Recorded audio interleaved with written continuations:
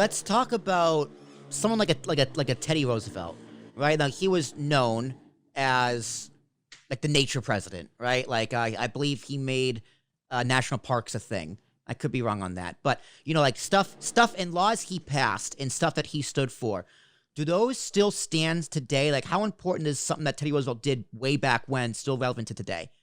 Oh man, Teddy is my hero.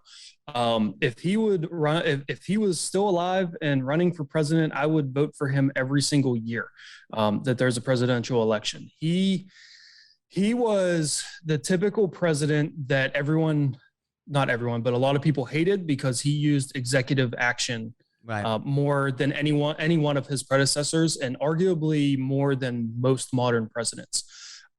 Yes, he created the first national refuge for birds, for wildlife. He created the first national parks. He created the Forest Service.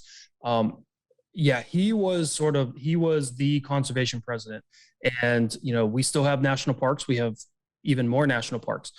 We have even more national wildlife refuges. We have national forests with the Forest Service still going strong.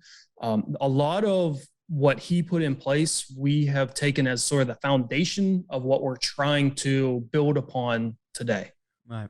Is part of what you do at the non-for-profit is part of it to get legislation passed for the wildlife? Like, so how exactly do you conserve the wild? I mean, obviously there's stuff you can do, like, cleaning up trash and stuff like that, saving animals, hunting is one of them we've already talked about. But is there even a step further you can go in terms of legislation?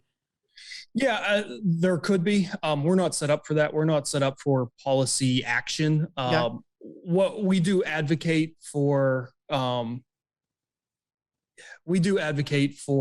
certain legislation that might be out there that would be beneficial to the conservation. We'll let people know, like, hey, this is something good. Recovering America's Wildlife Act is one that's being considered now, and we on our podcast have encourage people to contact their politicians and let them know that they want them to vote yes for that.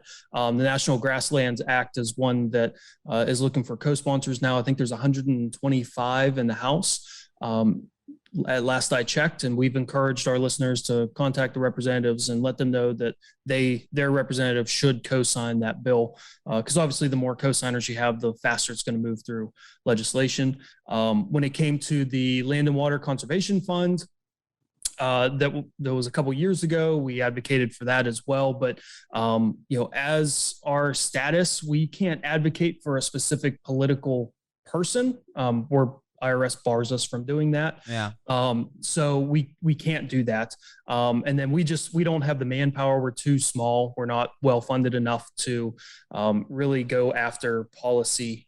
We leave that up to some of the bigger organizations, and they do a pretty good job of advocating for the average conservationist. Shout out to the teddy bear, Teddy Roosevelt. Yeah, a huge person in conservation. I'd love to talk to her story and about Teddy Roosevelt on this podcast one day. But if that's you, email me, will@apspodcast.com, and get you on the show. Or if you have a podcast yourself, want to be on the show, will@apspodcast.com. Tell me, shoot me an email saying why you want to be on the show, link to your podcast, etc., etc. Until then, see you next time.